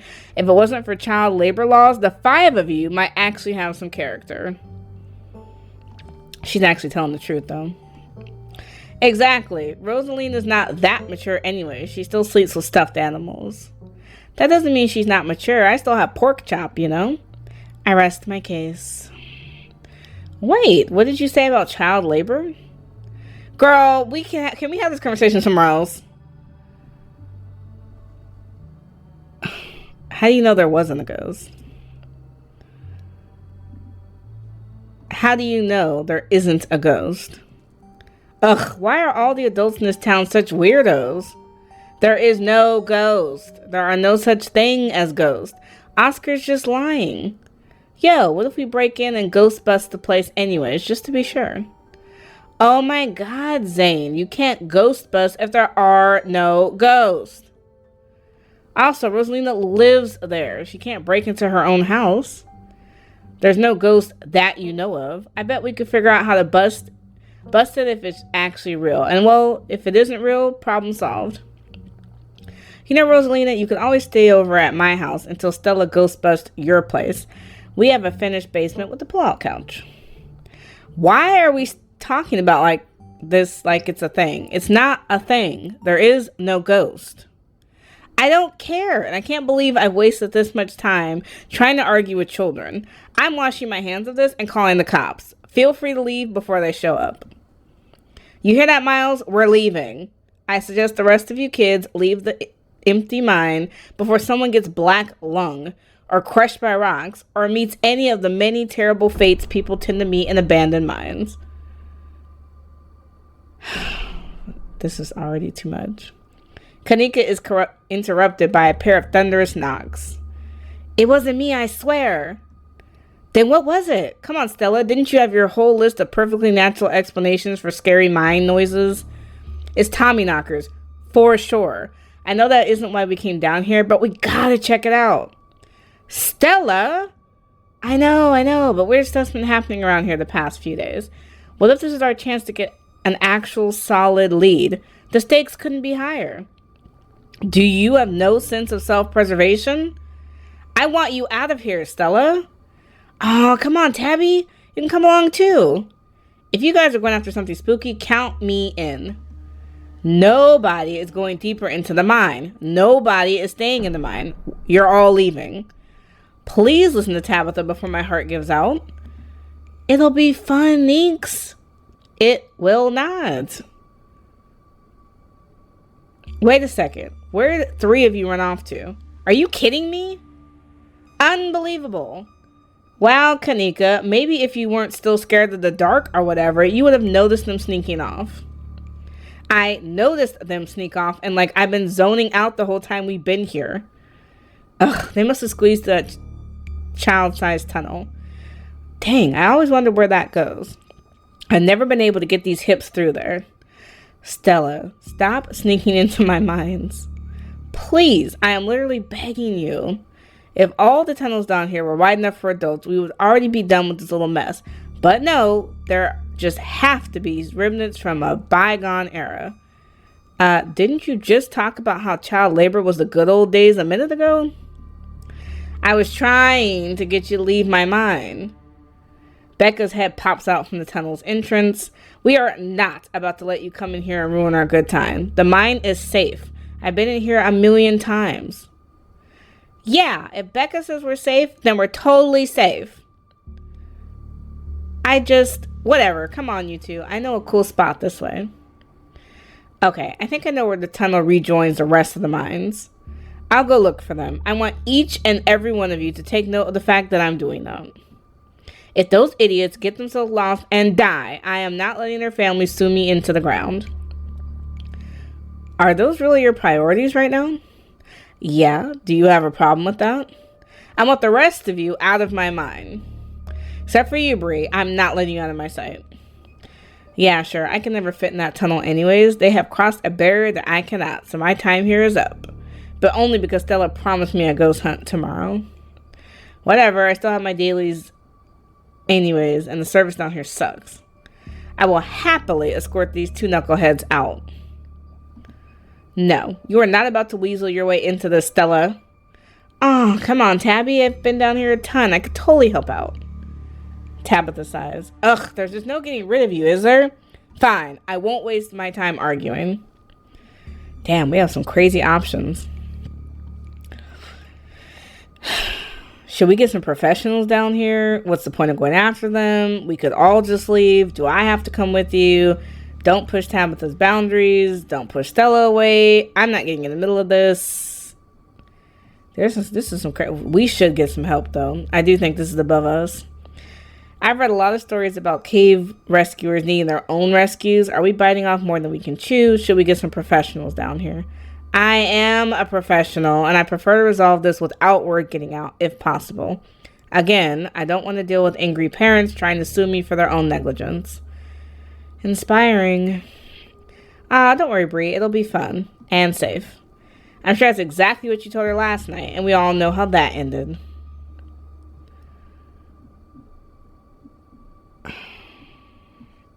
I want to explore some more. Tabitha, don't push Stella away like that. She hasn't done anything to deserve it. Ugh, not you too. I said she could tag along, didn't I? What is the problem? It's alright, Bree. Tabby's just a bit of a curmudgeon.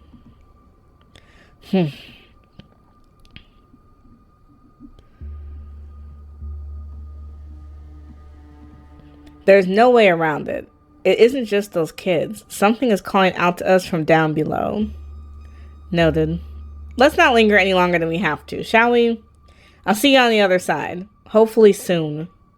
For sure. We won't be long. Cool. Can't wait to bust some ghosts tomorrow. Kanika, Miles, and Zane head towards the entrance of the mines, leaving you, Tabitha, and Stella to find the remaining teens. Alright, no dawdling. We should be able to catch up with them if we go this way. You and Stella exchange a glance as Tabitha ventures forward. We're venturing. As the three of you move deeper into the mine, you hear echoes of conversation bounce across the walls. Becca, why are we doing this again? I thought you thought Tabitha was really cool. Why are you trying to get her all mad?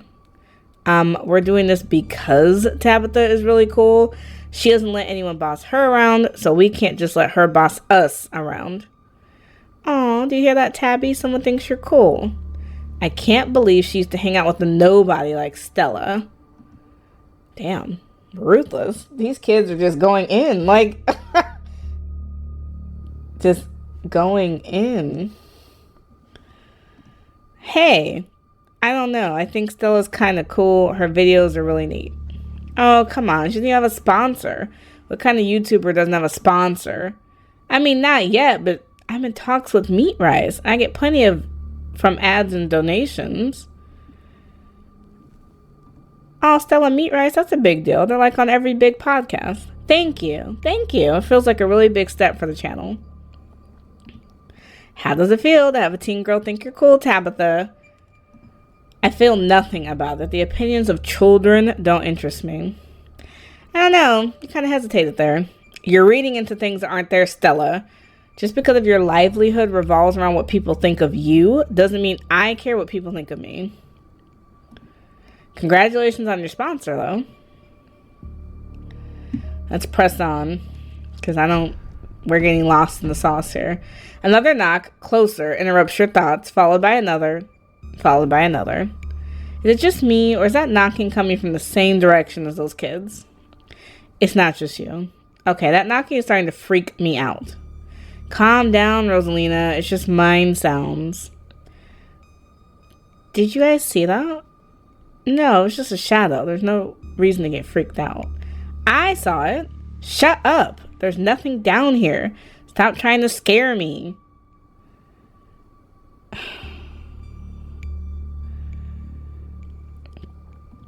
What did they see? Tommy knockers. It's not Tommy knockers. They're probably just jumping at their own shadows. You said it yourself, Stella. As soon as they got out of our sight, their bravado would just vanish into a puff of smoke. Probably just rocks falling somewhere deeper in the mine, which is also bad for obvious reasons. I can't believe they're making us do this. They better get grounded when this is all said and done. As much as I appreciate the sentiment, I hope you're wrong. If they get grounded, it means people found out about this. I hate dealing with parents. Look, on the bright side, Bree, if they didn't come down here, we would have missed out on the golden opportunity to get spooked. Tabitha glares at Stella. Are we sure the tunnel they went through is going to meet back up with us? Yeah, I'm familiar with all the old maps of this place. There should be a central chamber not too far from here where everything joins back up. Let's keep going. As you press deeper into the mine, the knocking grows more frequent. It's still distant, but much louder than before. The tunnel ends abruptly in front of you. A century-old ladder is the only way forward. In the darkness beyond, you can still hear the echoes of terrified teens, their panicked arguing bouncing down the pitch-black corridors. The pit radiates rage, a white-hot anger. It hates you. But at the heart of it, you can sense something else, the quiet hum of a darker presence. The heart calls to you, desperate to be witnessed. And here we are. The tunnel they crawled through passes through the chamber below. Shouldn't be hard to find them once we get down there. I've never been this far in. Congratulations, Stella. You got what you wanted. Right, because Stella was the main one championing for this exploration. Alright, let's do this. Stella hoists herself over the edge and begins to climb down. You walk to the ladder and climb down. This don't even seem stable. I'm pretty sure this is the way back. Come on. Pretty sure? I thought you'd been down here before. Okay, maybe I didn't get this far in, but whatever. It doesn't matter. And I definitely remember the way out. Hurry. I don't want to be down here anymore. I think it was actually this way. Oh, shut up. No one even wanted you to come with us anyway. Pekka? Yep, they're close, all right. Good thing they're so goddamn loud. Sounds like they're really lost. The voices around you Those of the teens and your companions sound odd, distant. There's something in the darkness before you that's much louder, though you don't hear it. You don't hear it, but you can feel it in your chest. A desperate need to perceive and be perceived. Hey, are you alright, Bree? What do you think you're doing? Get away from there. Your cousin dives towards you, but not before the light from your phone illuminates the chamber. I don't know what that is. You said we wouldn't use the shipment. You know it's compromised. We couldn't afford to wait on new wood, Charles. We had to go ahead with it. Oh, the wood had worms or holes, or there was something about it. It's still sturdy enough, it'll get the job done.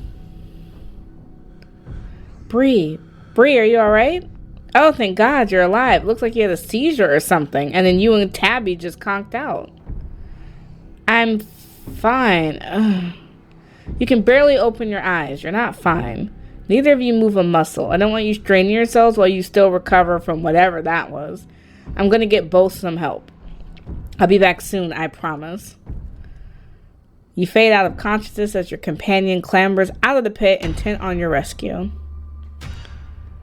You raise up on your elbows, head still swimming from the visions, your surroundings coming back into focus. Your head throbs as the knocking continues, now magnitudes more intense than ever.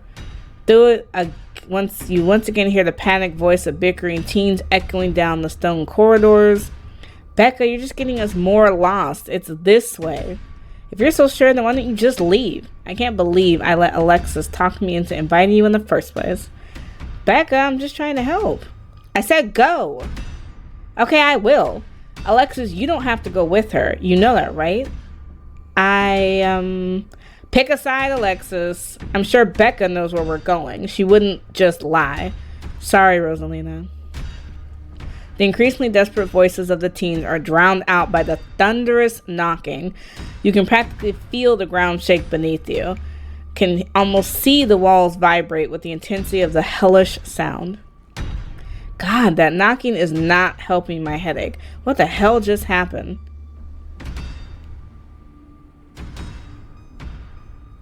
I think both of us were just telling the truth of this dark place, the sins that were committed, the deaths that followed. There's got to be fumes or something down here. It's an old mine. These places are death traps. We probably just hallucinated. How can you be sure? Look, this kind of thing happens in mines sometimes, especially when there's bad ventilation. Stop being weird. We're leaving. Rosalina appears in the passageway to your left. She's out of breath and looks like she's been crying. Sorry I snuck off like that. I just wanted Alexis to think I was cool. The entire cavern shakes with the sound of rockfall. I don't know what the hell is up with this knocking, but that is the sound of a mine collapse. Quick, up the ladder, both of you. Wait, Becca and Alexis are still down there. You can't just leave them here. I know which way they were going. They'll listen to you this time, I promise. Do you have a death wish, little girl? This isn't a movie. The best thing we can do to help those girls right now is to not be buried alive ourselves. We're taking Rosalina and we're out. Becca and Alexis, fuck them. They wanted to get deeper and deeper and deeper. We promised Oscar and Rosalina would be fine. I'm taking her. You reach towards Rosalina's. Rosalina, I'm so sorry, but there's nothing we can do about this. People who know what they're doing can go back for them after we're all safe. What if they don't make it? What if it's the only chance we have to save them? They're already crossed that bridge. You can cross it too if you want. I don't care. Rosalina, please. Alexis, Becca, this is the way out. If you just follow my voice, you'll be able to make it out. Okay, let's go. She grabs your hand and the two of you start climbing. This way, come on. Your cousin moves with the kind of swiftness you'd expect from someone who spent her entire life in and around coal mines. Becca, Alexis, can you still hear me? The knocking drowns out Rosalina's desperate shouts as the three of you crawl closer and closer to the entrance. I'm so sorry. I'm so sorry I left you guys. It's deafening now. As if someone were trying to break through the walls with fists of iron. You continue to push forward, your burning muscles giving way to pure adrenaline. Then comes the sound of splintering wood. You pick up the pace. The entrance is so close. I'm so sorry. And there it is. Oh, thank God. The three of you manage to squeeze to the entrance just as the walls of the mines come crashing down. Alexis. Do you think the other two... Maybe they got out. It's possible, right? Maybe there's another entrance or something. Or maybe they're still alive in there? Oh, God. I'm so sorry. Rosalina, are you okay? Your dad's on his way. He should be here any minute. I'm so sorry. I'm going back to camp. I'll be back with some men. And they can start digging. I'll call Earl. It takes a bit of time, but eventually Tabitha arrives with the men and the machine to start digging through the rubble. You, Stella, and Kanika are afforded a quiet moment to yourselves as the others get to work.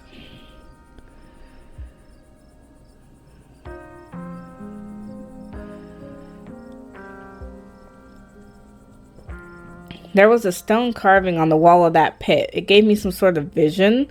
I saw what happened to this place. The Scarlets caused the old collapse. Charles Saw was set up. No way, dude was a monster. I mean, the Scarlets are monsters too. They still are. What am I saying? I don't believe in visions. Whatever you saw was probably just an auto-suggestion. I don't know, Neeks. You weren't down there. Bree and Tabby has some, simultaneous seizures next to a creepy stone carving. It was like something out of a movie. Just because they passed out or had seizures doesn't mean it wasn't auto-suggestion.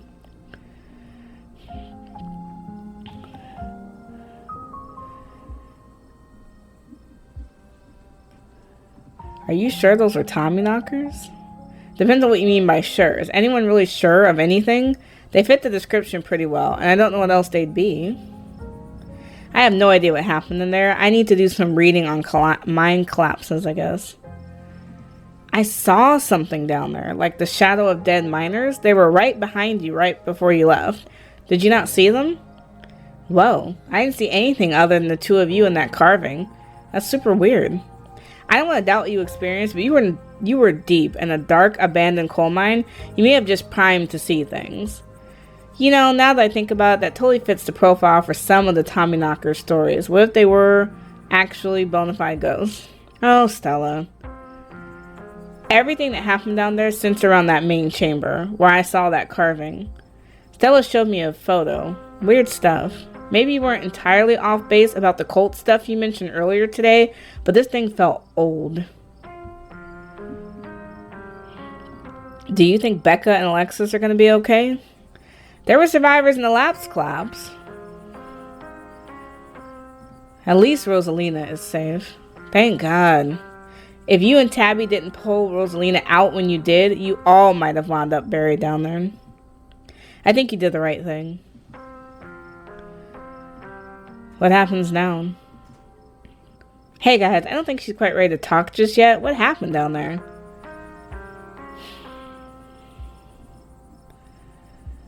Rosalina made it out of there because she stood up for herself. You should be proud. She's a good kid, Oscar. Thanks. Have you met the kids Rosalina hangs out with? Yeah, Rosalina's lived here since she was 2, so she basically grew up with them. They're a little older than her, and yeah, they get into some trouble, but I didn't think they were bad kids or anything. They're always so polite to me, especially that Alexis. Gosh, that poor girl. Always acted like a dog somebody had kicked, and now she's in there. It's not right. It's gonna be okay, Oscar. They weren't bad kids, just reckless. Yeah, we can't blame them for stuff like this. Rosalina told us the two of you have been living in the library. I think she's trying to get away from that. Oscar sighs. Rosalina told you that? Yeah, it's true, but you have to understand there's something in that house. We believe you, Oscar. I couldn't let it hurt her, and since I didn't know how to get rid of it, I set up a back room at the library for us. Just until I could figure out how to fix things. I know she hates it, but I thought it'd be better for her. Instead, it just drove her away, staying with friends, not checking in, and now all this. It's all because of that house, and because of me, because I haven't been able to fix this. I just wish she could understand. You don't have to do this alone. We can help. Yeah, we'll totally help you get rid of your ghost. Or more likely, we'll figure out what non-ghost thing it actually is. Either way, though, we're here for you. Thanks, you guys. It really means a lot. I shouldn't have kept it to myself, but I was so afraid of seeming ridiculous. Dad, you must be so mad at me. Oh, Rosa, no. Of course I'm not mad at you. Do you think maybe they got out? Maybe there's another exit somewhere? Rosalina. I should have pushed back harder. I knew the way out. I should have made them come with me. I just don't want them to be dead. I'm so sorry, Dad. You don't have to be sorry. You're alive and you're safe. We couldn't have gone back for them, right? We wouldn't have made it if we went back. You're right. We wouldn't have made it out if we went back for them. They don't deserve to be down there. Why should I have made it out when they didn't? This isn't about what people deserve, Rosa. You have no idea how grateful I am that you're still here. It's not fair, Dad. It's just not fair. I know, Rosa, but I think the best thing you can do for your friends right now, until we get them out of there, is to enjoy the life you have. I know I haven't made that easy for you. I know you've been frustrated with the choices I've made, but I'm going to do what it takes to move us back into our house. We're going to have a good life again, Rosa. I'm sorry I didn't do this sooner. I'm sorry this is what it took. Dad, we're on the case. We'll be okay, I promise. I'm going to take her home. I guess we'll see the three of you tomorrow, and thank you, Bree. You have no idea how much I appreciate what you did for Rosalina. As Oscar and Rosalina leave, your cousin exhaustedly saunters over to you. All right, Bree, my men are set up to start digging. Let's go home and get some rest. Now, hold on, Miss Scarlet. Mind if we have a quick word with your cousin, miss? In private? Okay, fine. Just be quick. And don't you dare try to pull anything on her. She did nothing wrong here. All right, ladies, I'm afraid that means you too. Don't you need to talk to us? We witnessed this too. Oh, sure, but that can wait. We know where to find y'all. I'm Sheriff Hugby, and this is Deputy Dirksen, but you can call me Earl. Pleased to make your acquaintance. Welcome to Scarlet Hollow. I hope this little incident hasn't colored your perception of the place. Lovely place to live, if you ask me. Lovely indeed. Now, Sheriff Hugby, don't you think it's a mite odd that these teens found themselves in an old abandoned mine on the very property Bree's family happens to own? And don't you think it's even a mite bit odder that Bree happened to be in there with them at the time of said collapse? I'd be lying if I said it wasn't peculiar, though I'm sure you're an upright citizen, Bree, and this can surely an unfortunate coincidence. Still, a good cop should ask themselves these questions. You gotta understand where we're coming from. 2 kids, 15 and 14, are buried alive down there, and maybe they're dead, and you were on the premises. Whether or not that was a mere coincidence remains to be seen, but we've got to do our due diligence here.